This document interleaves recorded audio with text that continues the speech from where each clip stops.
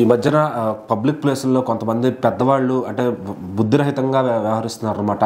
So ఇలాగే రీసెంట్గా ఒక ట్రైన్లో నీ ఏజ్ ఏంటి, నీ కింద గేజ్ ఏంటి, నీ ట్రైన్లో చేసే పనులు ఏంటి అని చెప్పి సోషల్ మీడియాలో ఒక ఆయన అయితే ఫుల్గా ఏకేస్తున్నారు. అసలు ఆయన ఏం చేశాడు అంటే ఓన్లీ ట్రైన్లనే కాదు, బయట బస్ స్టాపుల్లో అయినా, లేకపోతే ఏదైనా రద్దీ ప్రదేశం అయినా, మార్కెట్ అయినా, జాతరలు అయినా, ఇలాంటి సెలబ్రేషన్స్ అయినా కూడా ప్రతి ఒక్క చోట చిన్నపిల్లల దగ్గర నుంచి ఆడవాళ్ళు అయితే చాలు అనే విధంగా చాలామంది మైండ్ సెట్ మారిపోయింది.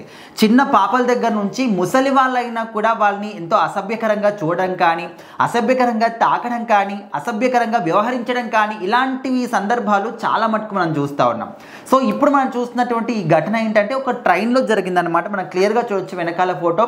అయితే ఎక్కడ జరిగింది ఏంటి, అసలు తనని ఏమైనా చేశారా, పోలీసులకు పట్టించారా, ఇలాంటి ఏ ఇన్ఫర్మేషన్ కూడా లేదు. కేసు అయిందా లేదని కూడా లేదు. జస్ట్ వీడియో మాత్రమే సోషల్ మీడియాలో హల్చల్ చేస్తుంది. అయితే ఆ వ్యక్తి చాలా ఏజ్డ్ పర్సన్లా ఉన్నాడు, ఆల్మోస్ట్ ఓల్డ్ ఏజ్ అని కూడా మనం అనుకోవచ్చు. అయితే ఆ ట్రైన్లో ప్రయాణిస్తున్నప్పుడు ఎక్కువగా రద్దీ కూడా లేదు, చాలా నార్మల్గానే ఉంది. ఒక చిన్న పాప పక్కన కూర్చున్నాడు, అది కూడా ఏదో తన వైఫ్తో కూర్చున్నట్టు ఆ విధంగా చాలా హత్తుకొని మరీ కూర్చున్నాడు. అయితే ఎవరికి అనుమానం రాకుండా ఒక చేతితో తన బ్యాగ్ పట్టుకొని ఇంకో చేతి ఈ విధంగా అంటే మన షోల్డర్ కింద పెట్టేసి అమ్మాయిని అసభ్యకరంగా తాకుతున్నాడు, క్లియర్గా కనిపిస్తుంది. సో ఈ వీడియో అంతా కూడా మరొక ప్రయాణికుడు తన ఫోన్లో చిత్రీకరించడం జరిగింది. సో ఆ తర్వాత ఎవరైతే ఆ విధంగా చేస్తున్నారో ఆ వ్యక్తి చూసిన వెంటనే ఆ చెయ్యి అక్కడ నుంచి తీసేయడం. సో మళ్ళీ తను అడిగాడు అనమాట వీడియో తీసినటువంటి వ్యక్తి, ఎందుకు ఈ విధంగా చేస్తున్నారు, మీ ఏజ్ ఏంటి, అసలు మీరు చేసిన పనులు ఏంటి, కొంచెమైనా సెన్స్ ఉందని అడిగినప్పుడు తను మాట మార్చడానికి ట్రై చేశాడు. ఇంకా చివరాఖరికి ఒప్పుకోవడం జరిగింది. ఇంకా తన్ని ఏం చేశారు ఏంటి, పోలీసులకు పట్టించారా, ఇలాంటి ఇన్ఫర్మేషన్ అయితే లేదు.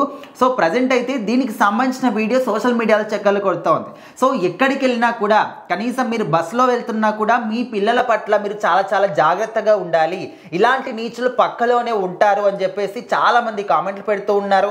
ఇంకొంతమంది అసలు వీడియో తీసే వ్యక్తి వీడియో తీయకుండా తన్ని వెళ్ళి కొట్టొచ్చు కదా, పోలీసులకు పట్టించవచ్చు కదా అని చెప్పేసి ఇంకొంతమంది అంటున్నారు.